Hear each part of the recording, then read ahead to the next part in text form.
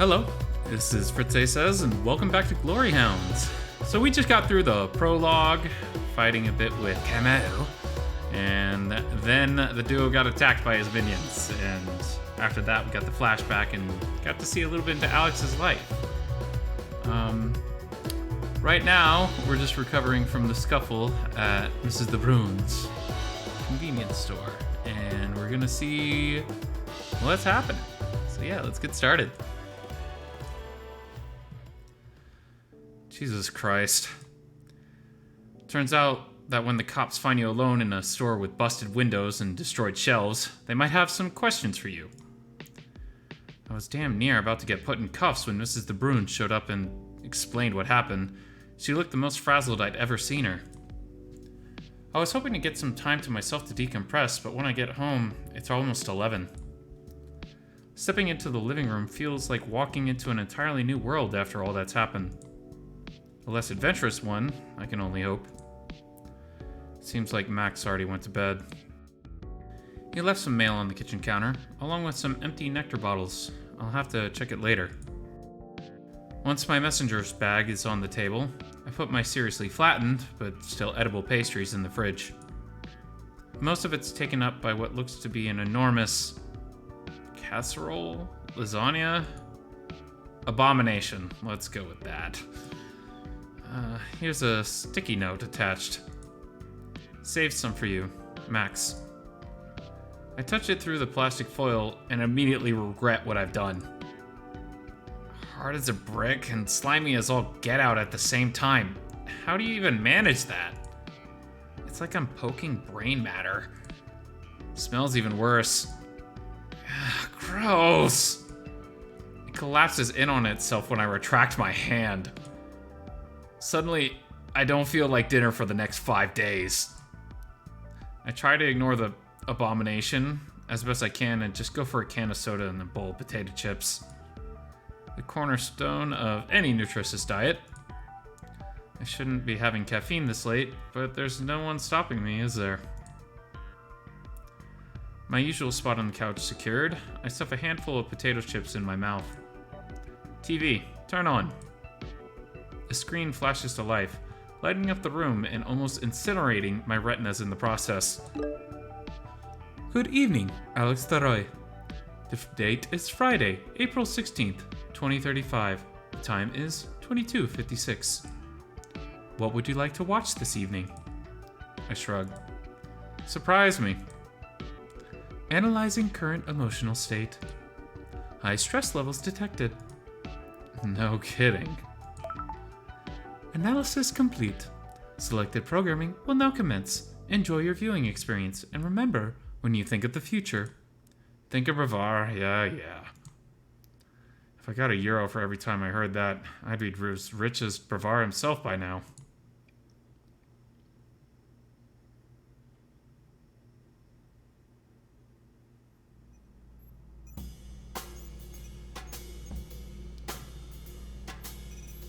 You really think he is the one?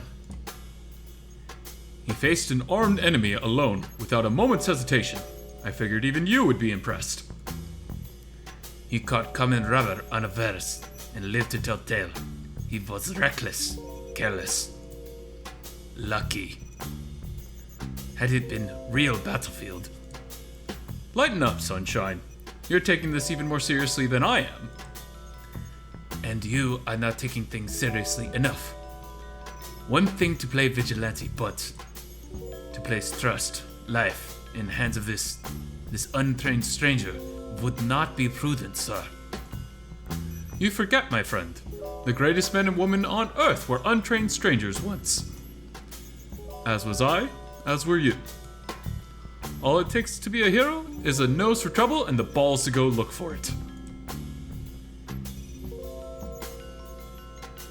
Alright, very well. We will see if he has potential. Knew you'd come around. I am not around. I am not even in vicinity. But I am intrigued, I suppose.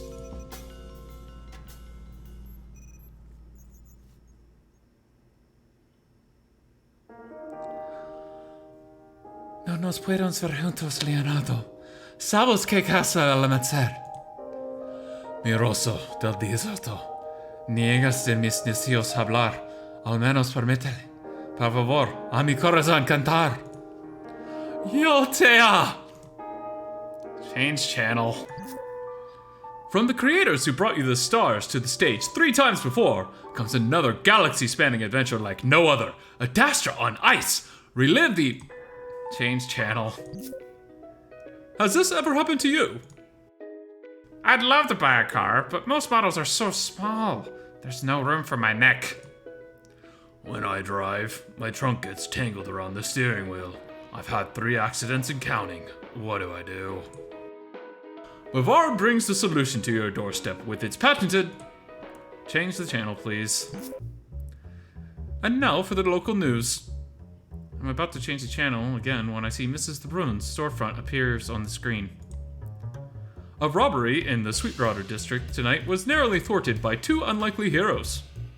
I swallowed the potato chip I'd been chewing on for a good while. I almost fall right off the sofa when I lean forward. This situation seemed dire for the 63-year-old store owner, Maria De Bruyn, after a robber claiming to work for the Saltwater Syndicate forced her against the counter, holding her at gunpoint. It's the latest in a string of recent robberies claimed by the Syndicate. Police suspect... As it switches over to security footage, my phone lights up like a beacon. Willem's calling. Yeah? So, I was watching the news. Can you believe they're rebooting Adastra again? Don't you go changing the subject on me. That bloke what stopped the robbery at Mr. Broom's place. That wouldn't happen to be you now, would it? I give the screen a glance. Sure enough, there I am, bottle in hand. At least they took the courtesy of blurring out my face. Not that it matters with all my spots. That could be anyone. You leave that lady alone right this instant! Anyone. I thought I told you to give me a ring if anything happened. Shit, right. I was going to text him when I got home. Sorry. Are you alright? You're not hurt, are you? Just a few scrapes. I'm glad Mrs. De Bruyn is okay. Can't say the same for the store, though.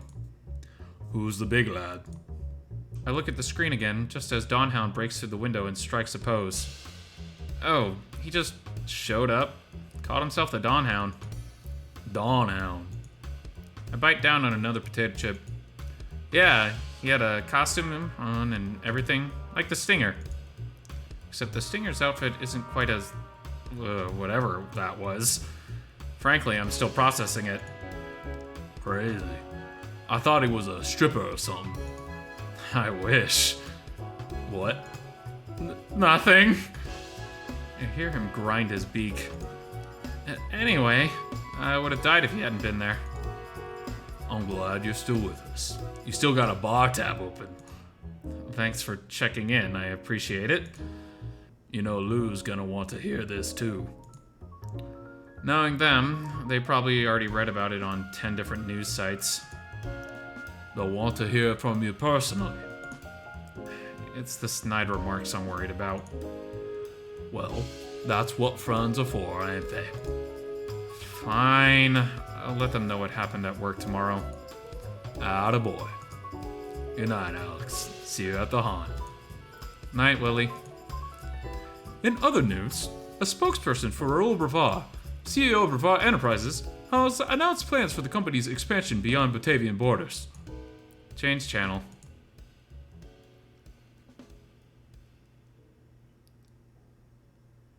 I stretch and yawn, shutting my eyes for what feels like a blink. But I can't get my eyelids open again. This is weird. I wasn't sleepy at all 2 seconds ago. And the next thing I know, I'm somewhere else entirely. It's so dark I can't see my hands in front of my face. I can hear the sound of water dripping in the distance. The pattern is very irregular. I prick my ears up and hear another sound, a more rhythmic pounding against the ceiling right above me. It's a softer, more distant, and it moves back and forth, like footsteps. I try walking, reaching out to see if I can maybe find a wall to follow, but all I find is more inky black void. Sniffing the air, I immediately retch. It smells like shit. No, worse. What is this place? Someone's basement? Someone's here at last, it seems. Who was that? Hard to talk while dry heaving. It's good to see you. I've been waiting for quite some time. The voice is coming from all around me, like it's inside my head? What the fuck? I try pinching myself. This is no dream. What do you want? You. Get in line. You misunderstand. That's an understatement. I don't understand anything. What are you, a ghost? Your behavior is unbecoming of you, Alex Theroy. You're here because you feel lost, unappreciated, helpless. A ghost with a major in psychology, great. There are many like you. The city has lost hope. But it's not completely without. Stop doing that. Stop talking through me. It needs someone to nurture it, someone to protect it. It needs you. The voice rings in my ear after it finishes talking. You will come here again when the time is right. The irregular dripping grows louder, as do the footsteps, until it's a cacophony of indescribable noise. Something shakes me, and I lurch forward out of the darkness, so fast it leaves me reeling and gasping, falling over. Buddy! Hey, buddy! Buddy! The ground underneath me is soft. It takes me a moment to realize it's a carpet. My eyes snap open. I didn't even know they were closed. A blurry shape hangs over my head. I recognize those bright colors. Max? I sit up, banging my head against the coffee table and knocking myself flat again. Almost got another concussion there.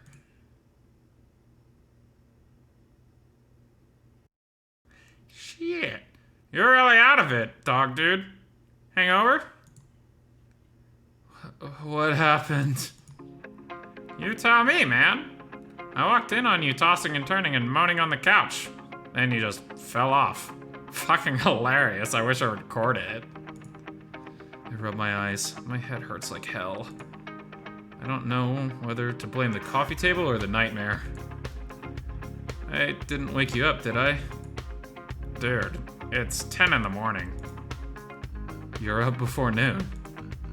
Have to start making an effort if I want to get through an entire season of Pretty Bunner Angel Heart a day, my guy. I have a lot to catch up on. I look at the crushed potato chips scattered all around me. Shit, what time did you say it was? 10? Oh no. Shit. I scramble to my feet, rushing to the bathroom. I don't look at my phone. I don't dare look at my phone. Brush my teeth, fix my fur. Buddy? Can't talk, gotta head to work. I run a comb through my fur between my ears. Doesn't help. Save a spot for me on the couch. I might just lose my job today. Join the club. Do you need me to make dinner tonight? No, please no. I'll, just get some takeout. Gotcha. When I decide I look and smell presentable, I rush for the door. Max has already taken his usual spot on the couch, where he'll most likely stay until the sun goes down. Bye. See you later, roomie.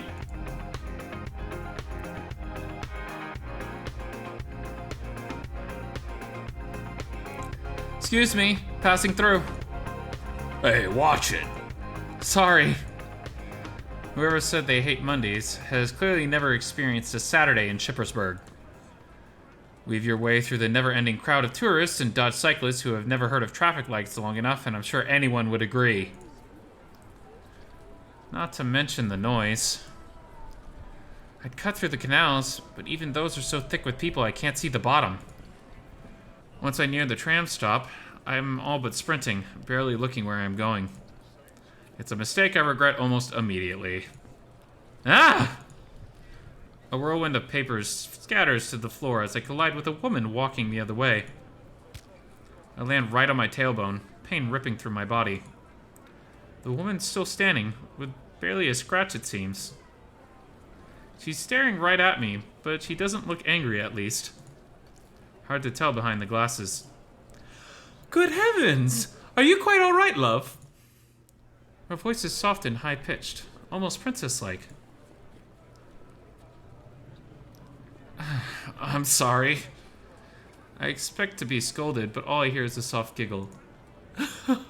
No harm done. It seems we're both a little lost in thought, weren't we? She reaches out, helping me get back up. Her grip's pretty strong for such a small lady.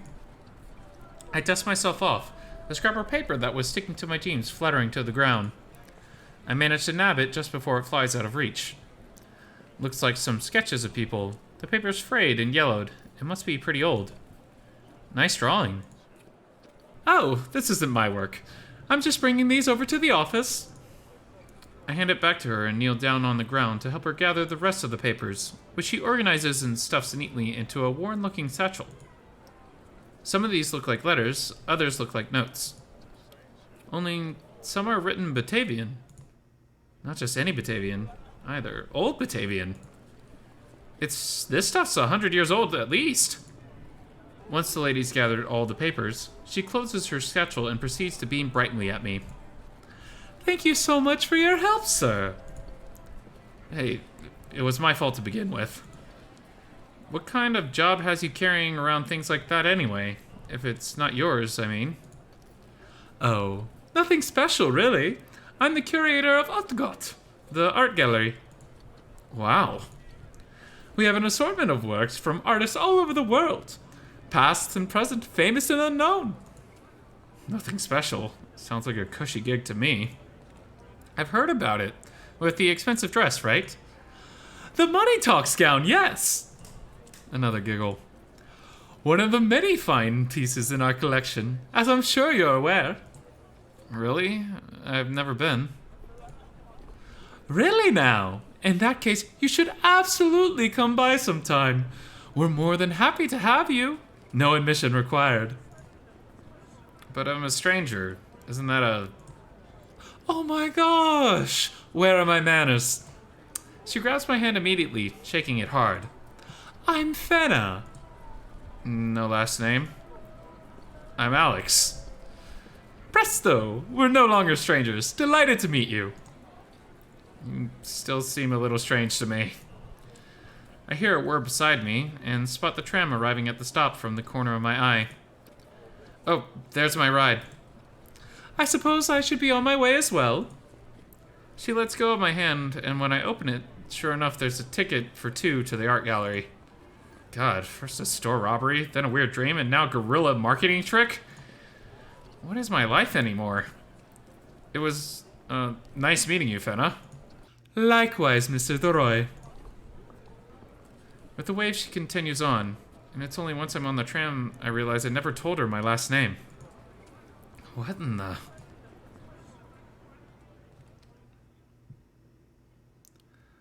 By the time I step off the tram and get to the office, I'm already tired, out of breath, and more than a little icky. So just like any other workday, really. I still haven't checked my phone. If I'm gonna be fired, I want to be fired in person. I so hope I don't get fired. Why didn't I just call in sick? It's flu season, right? Plenty of people get sick this time of year. I watch the automatic doors open like a prisoner watching a guillotine's blade being raised.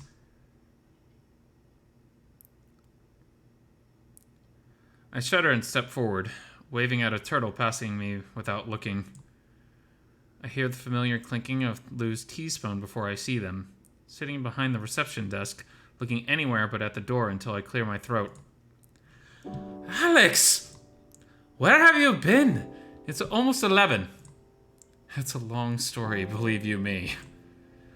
You tell me. First I have to read online that you stopped a robbery last night.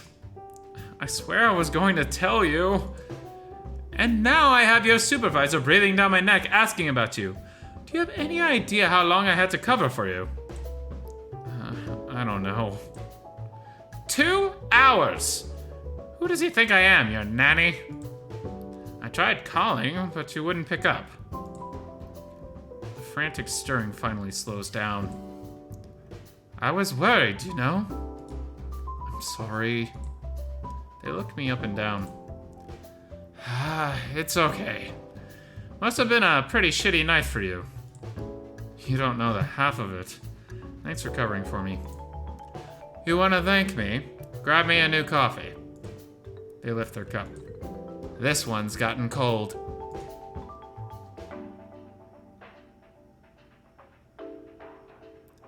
This is it. I've passed this office 1,000 times before, but in my 10 years of working here, I've only been in once. I was usually on time, till today. Mostly well behaved, until today. Typically wore the uniform, until today. Alright. There's no other choice. I go in expecting the worst. Turns out even that was optimistic. A few minutes of verbal use later, and I find myself in the hallway again.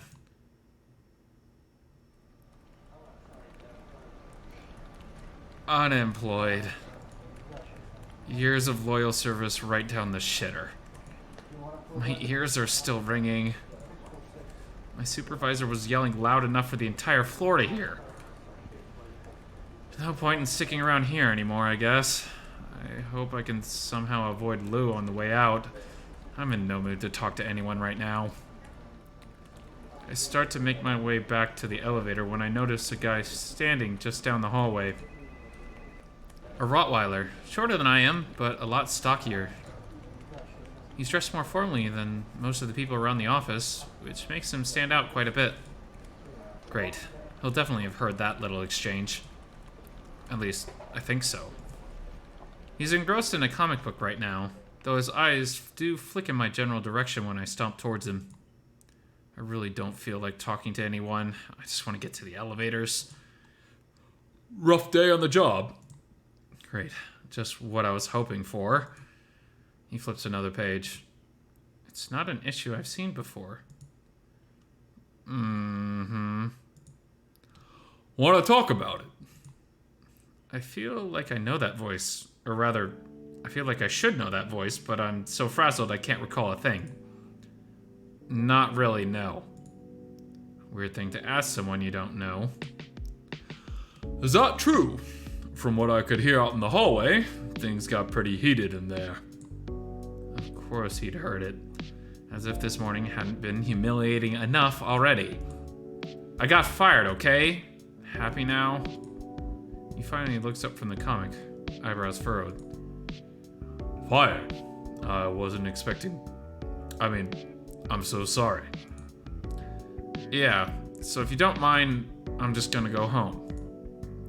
And shop for a box of tissues and a bucket of ice cream along the way. Maybe 2 buckets if they're on sale this week. Alright. Well, don't let me keep you. He does a little curtsy, comic book in hand.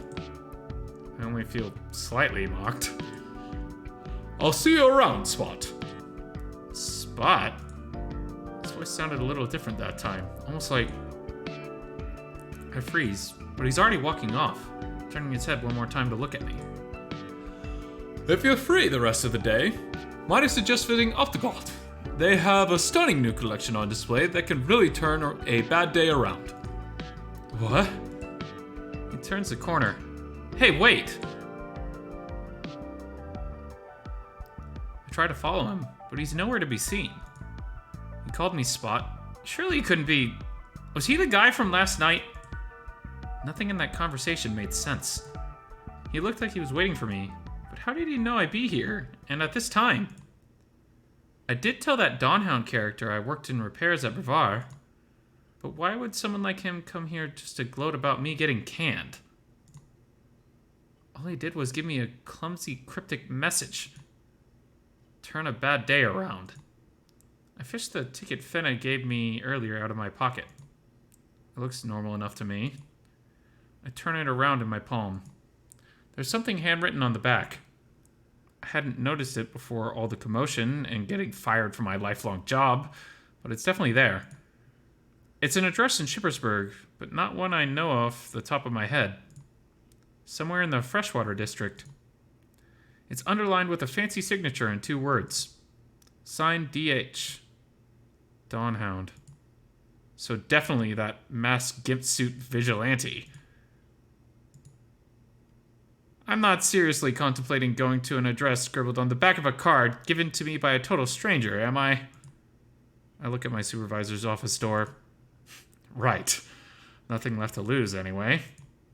But first, I'd better stop by reception. Maybe Lou knows something. Company gossip rarely gets past them.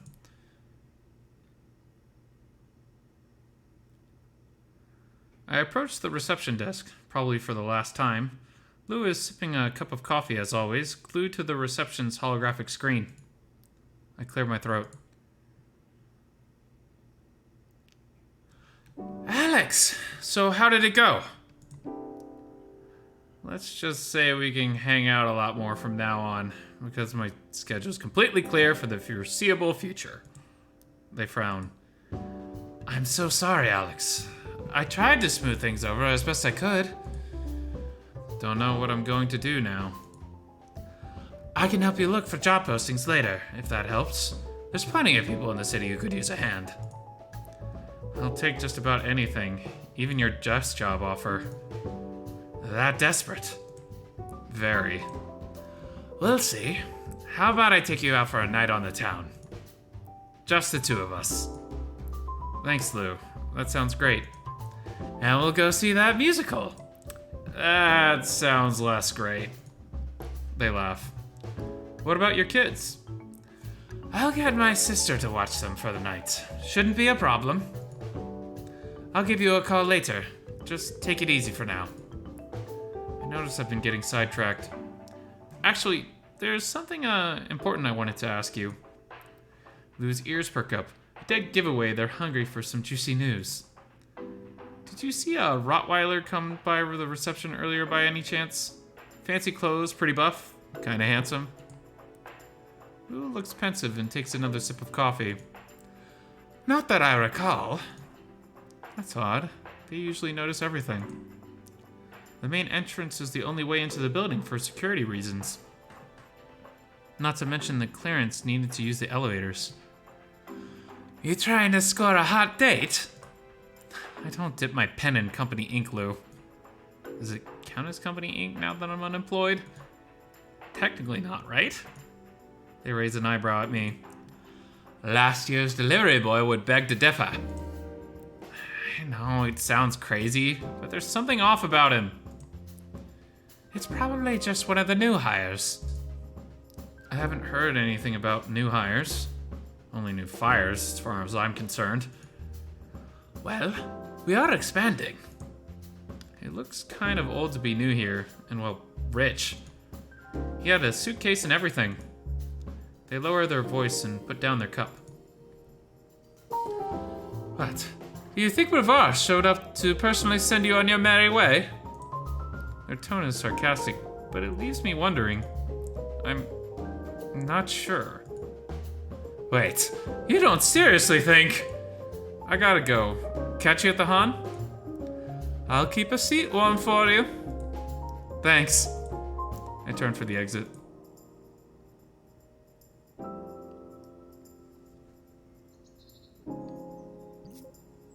Turn right, and your destination will be on your left. I'm pretty far from civilization now. I mean, I'm nearing the city limits, but nothing but farmland out this way. There weren't even any train or tram stops nearby either. I had to walk for 30 minutes just to get here. And for what? I don't see anything even remotely resembling a hero's hideout here.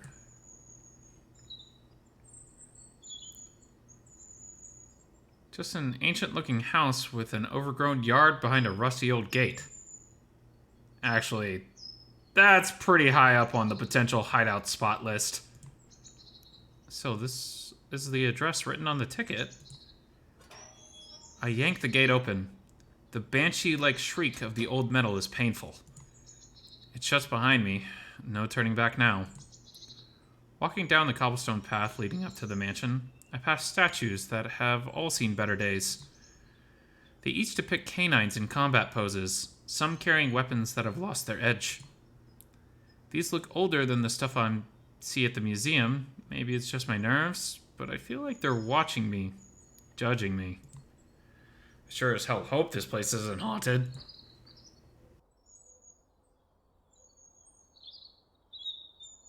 I reach the front door, which looks like something straight out of a historical drama. It's got no doorbell, just a big old pair of knockers. No signs of life inside, from what I can see through the windows. No cars that I can see either. I knock on the door. I must be going insane. Complete silence. Did my GPS lead me astray? I knock again. This time, I swear I can at least hear something inside, barely audible over the sound of the rain starting to trickle out of the sky behind me. I'm about to declare the mission a bust when, with a loud creak, the doors finally open, bathing me in a warm light and bringing me face to face with the largest crow I've ever seen in my life. He's dressed to the nines, no tens, face and beak scratched and scarred. His face is framed rather nicely by a pair of glasses. I guess this is the butler. A very dashing butler who looks almost, how should I put it, nerdy? His eyes drill into the very core of my being. I'm taller than most, but I actually have to look up at him slightly. I feel small next to him, insignificant, scared. I'd mentioned catching a glimpse of bulging muscles, but that's all I see, muscles. Guess household chores are good for something. Good afternoon. What can I do for you? A Ross accent. So this is the guy Don Hound was talking to. Combined with his deep voice, it only makes him more imposing. Hi, I'm... Master already donates to charities. I'm not here for donations. I got this... Master has no interest in essential oils or herbal supplements either. God, no. Look, I'm Alex Leroy. I got this ticket with an address on it telling me to come here. It's only now that I realize how stupid that sounds. Someone shoot me. Is the robber from yesterday still around? Give me ticket. Wait, he bought it? I fished the ticket out of my pocket and passed it over. He scans the back of it with one eye. The other remains strangely still. He gives me a once-over. We have been waiting for you. There's a hint of warmth in his voice now that wasn't there before. If I wasn't still a nervous wreck, I'd say it was almost alluring. Maybe if it's the accent? You have? For quite some time, yes. He steps aside, holding the door open for me. Hurry. There is storm coming. You don't gotta tell me twice. Right. Don't want your place to smell like wet dog. Do not worry. I am used to it. I sidle past him. He smells like citrus and pepper. I don't know if it's cologne or something he's been cooking. Definitely not a bad scent.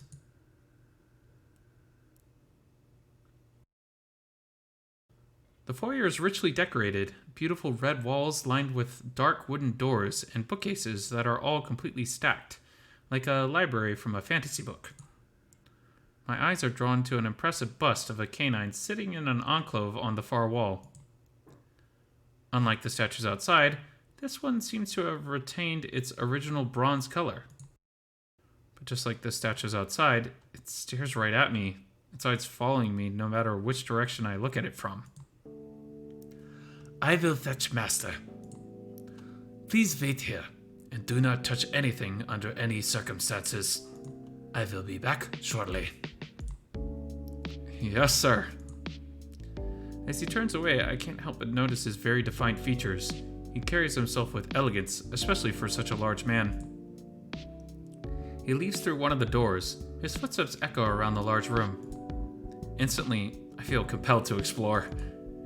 I know he literally just told me not to touch anything, but I've never been in a rich people's house before, and there's just so much to see. I'm pretty sure I could spend a year in this place and not get bored. I scan the shelves, looking for anything that catches my eye. Are these comic books? They sure look like comic books. This one has the entire Stinger collection. Would they notice if I snuck an issue home with me? Focus, Alex. Don't touch anything. A minute passes, then another. That ticking clock's starting to get on my nerves. I try some of the doors, but they're all locked. Even the one the butler went through. Aw, I was kind of looking forward to snooping. My eyes fall on the bust again. It's staring at me with those empty bronze eyes, almost begging for me to investigate. Walking up to it, I catch a familiar scent. Ginger and lime, just like the Dawn Hound last night. While the rest of the ample bust is practically sparkling, there's a noticeable smudged handprint right on the top of its head. I tilt my head. It's bothering me.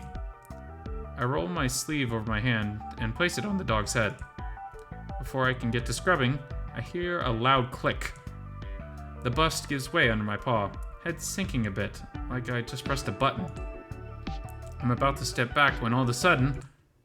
Ah! The floor drops under me. I try to stop myself, but I built up too much momentum. The chute-like structure even out into a slide, and I'm hurtling down at maximum velocity. I keep screaming, but after a while, there's no air left in my lungs. These have been the worst 24 hours of my entire life. By the time I hit a soft surface on the bottom, I'm all but traumatized. I still shut tight. Wow, 3 minutes and 34 seconds. A voice is distant, but there's no mistaking it. That's the Dawn Hound.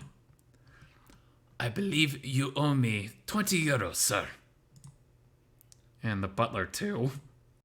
I push myself up, but my arms are still shaking. I just end collapsing on the padded, leathery floor again. I can't believe what I see when I open my eyes. It's like the set of a sci-fi flick in here. Screens showing security footage and city streets, machines, buttons, flashing lights, and levers everywhere. The air's so stuffy in here, it's almost hard to breathe. The butler is manning a large computer at the far end of the room. There's what appears to be a ventilation system along the ceiling and a thick metal pipe leading down into the floor. Is this part of the mansion too? Just how far below ground are we? Just what was that slide? Need a hand spot. I'm so distracted I don't know the fuzzy brown hand reaching out to me. I look up at its owner. Come to think of it, I feel dumb for not recognizing him at the office earlier. I scramble to my feet, just glad I'm still in one piece after that. Sore all over, though. You probably have a lot of questions.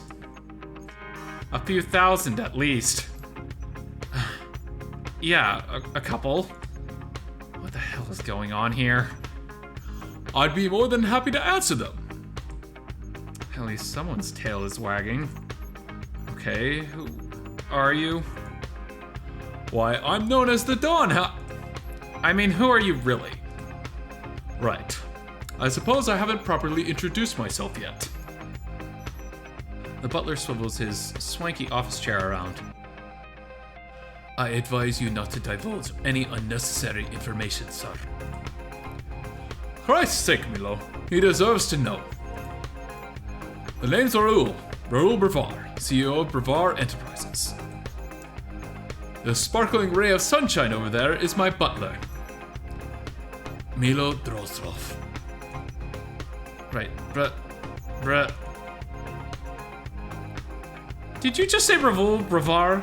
The Brevard? Think of the future, think of Brevard? My boss? That's you? In the flesh. This is a joke, right? Where are the cameras? My eyes dart between the dog and the bird, waiting for them to laugh and admit it, but they don't. My eyes are darting all over the room, scanning for hidden camera crews. Alright, you can all come out now. I feel like a clown. This was a mistake. It's a lot to take in, I know, but it's all true. But no one's ever seen Brevard in person. Precisely. What better cover identity for a masked vigilante? No one would suspect the reclusive millionaire with a zero media presence. In comic books, I'd say that's usually the first person to suspect. But now that I'm actually seeing it in real life, I'm utterly floored. You're serious, aren't you? I just told you, I'm Raoul.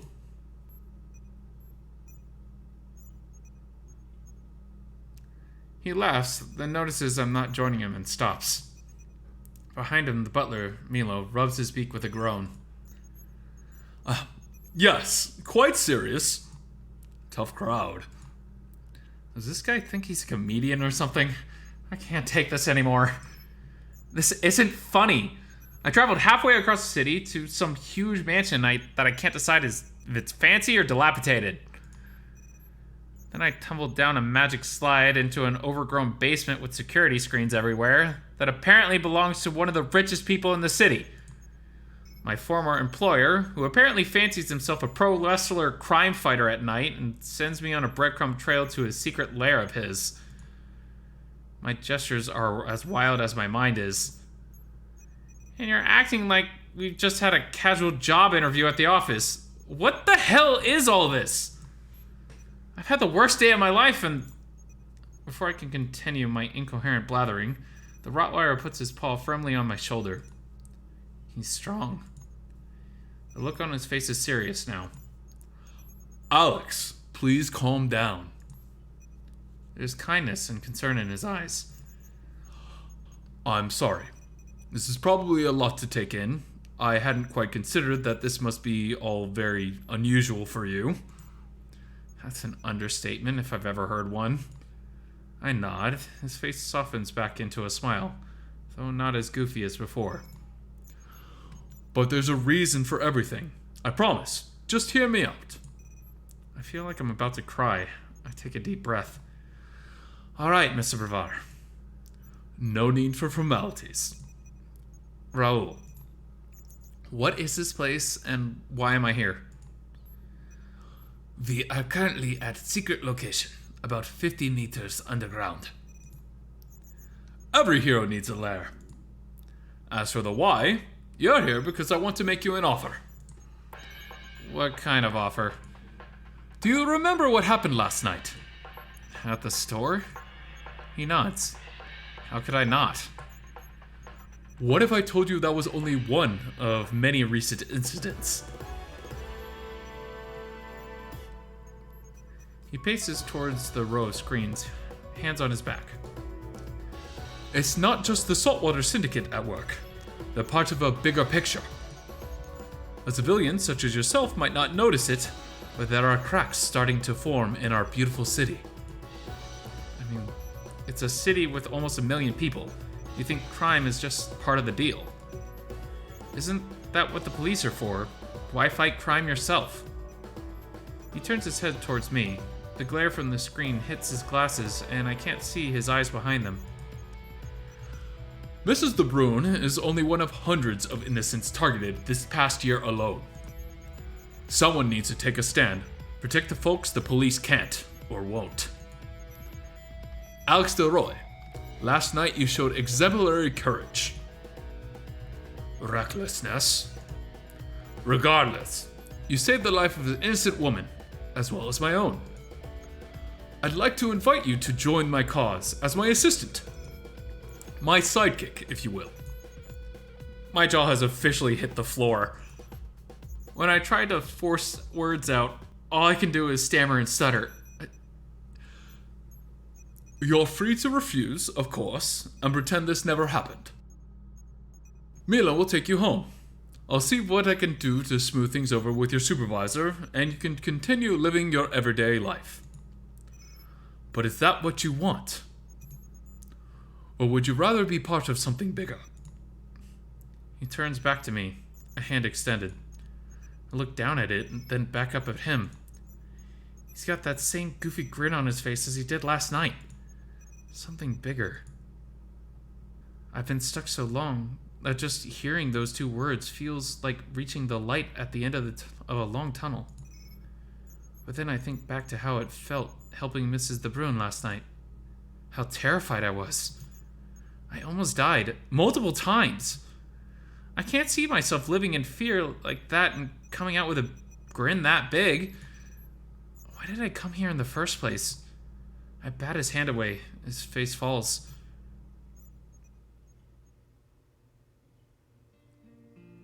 I'm sorry. I can't accept this. Why not? I'm not cut out for it like you are. I don't think I've ever been as terrified as I was last night. Believe me, I wouldn't be offering you this job if I didn't think you were the right man for it. Well, I'm not the right man, okay? I sigh. I'm just a fuck-up who dropped out of college because things got too difficult. I'm sure you can do better than that for a sidekick. That's not true. You said I could refuse. I refuse. This is all getting too much for me. I look past him at the crow, who's gone back to typing on his computer. Hey, can you tell me where the exit is? There is elevator to your right. Okay, thanks. At least let him drive you home. I've walked here. I can walk back.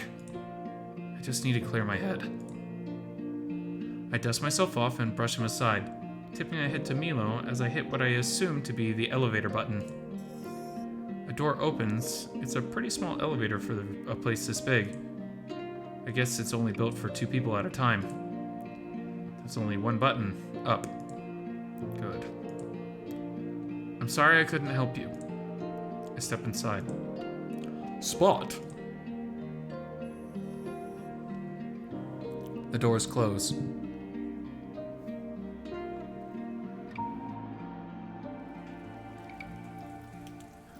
I pull on the drawstrings of my hoodie. It's gotten way too cold for comfort. What time is it even? Not that it matters. I don't have anywhere to be without a job anyway. So I just walk. Before long, I left the mansion behind me like a bad dream.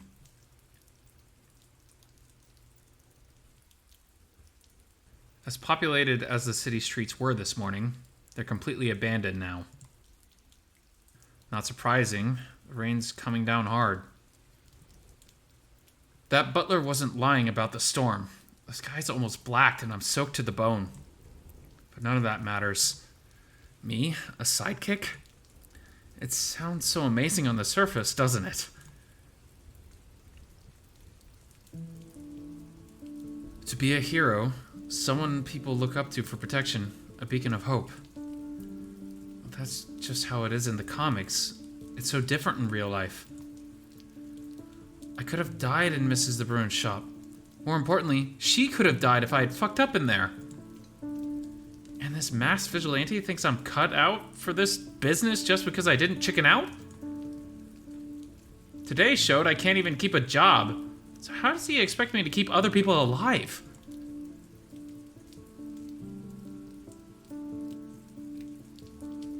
Even at my job, my former job, I was too timid to seize the day, just doing what I was told to do, trying to keep a low enough profile to not get in trouble with my permanently scowling supervisor.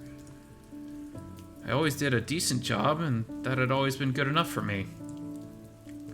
The one time I was in line for something resembling a promotion, I just balked because I didn't know if I could handle the responsibility.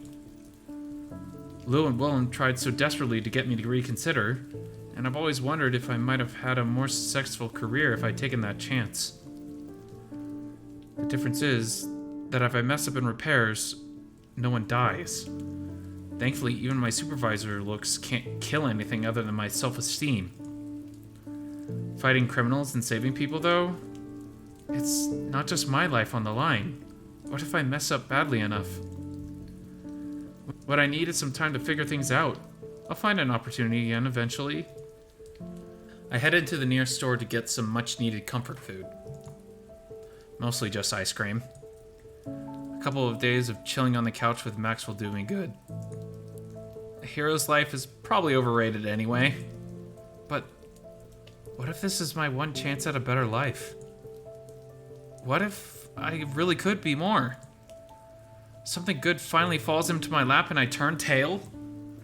This is exactly why I've had the same shit job since high school. It's not like I'd be thrown into the deep end as a sidekick. I'd be learning the ropes from a pro and getting paid for it. At least, I hope he was gonna pay me. I wanted to take Raoul up on his offer. I really did, but I was confused and scared and hopeless. Like always. Everyone around me thinks I'm capable of more. Lou, Willie, even Raoul. Am I the only one who can't see it? Do I have it in me to take that big leap of faith? My mind continues to wander. Wondering if I made the wrong call. Wondering if I'll ever have a chance like this again. If I'll ever even have a job again. If anyone would even care. Fuck! I say it loudly, almost shouting it into the void. The only thing that scares me more than jumping in the deep end is being left alone at the edge of the cliff after everyone's already gone in. And deep down, I know I'll regret it for the rest of my life if I don't do this. I guess that settles it. Do it.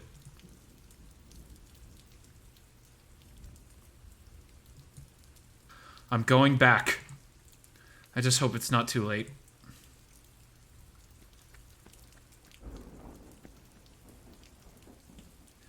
The mansion looks even creepier than before with these dark clouds hovering up above. Lightning cracks in the distance as I open the rusty gate.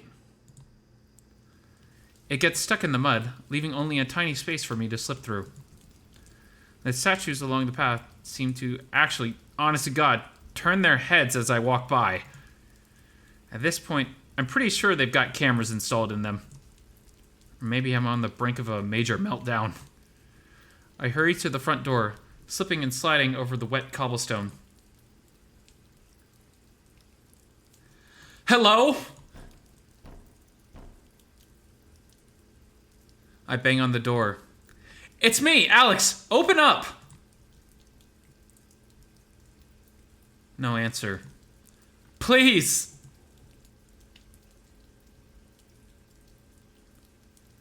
I step back from the door. I'm so exhausted, my tongue's lolling out of my muzzle.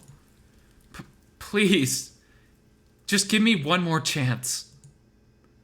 I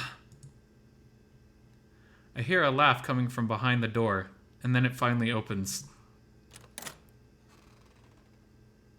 After being outside in the dark for so long, the bright light coming from inside practically blinds me.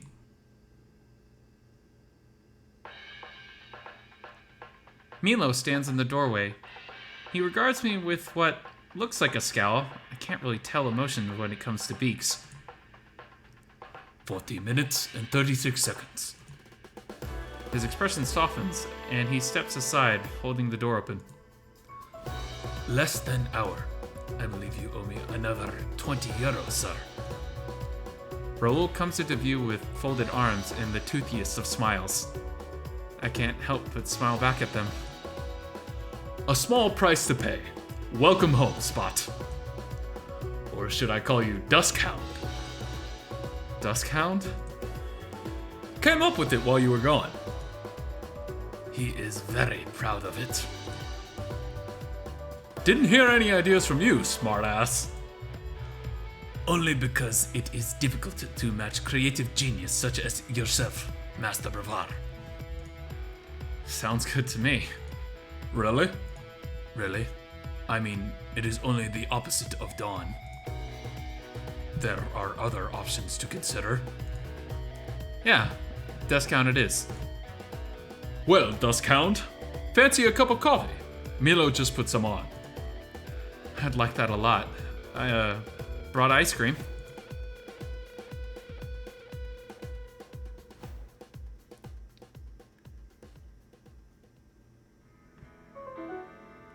And there we have issue 1! Oh man. This is so good. Yeah, and this was done by the Echo Project. And this is all of the people who's worked on it. You can see this extensive list. I know I called out Gumdrop Studios in the previous episode for that slick intro, and yeah, it's just so many people. Yeah, check them all out. Download the VN. I'm definitely going to be keeping up with Glory Hounds, and I might have a VN shenanigan plan. Now I do. I've been, ever since I first read this, I've been thinking of different ideas for a scenario. Hopefully I can put out a teaser on my Twitter or something, and hopefully I can get this done. I hope I'm not like locking myself into something. It might take a while because I haven't got the script written out yet, and I'm gonna be working on it. But I've already like asked Red for permission. He said yeah, and oh man, it's been really cool to see all the fan art that's been going around Glory Hounds. But this has just been one of the most fun VNs I've ever read. So yeah, if you like Glory Hounds, please give it a download. And thanks for watching. This has been Fritz-Ay Says. Everyone have a nice day. Ciao.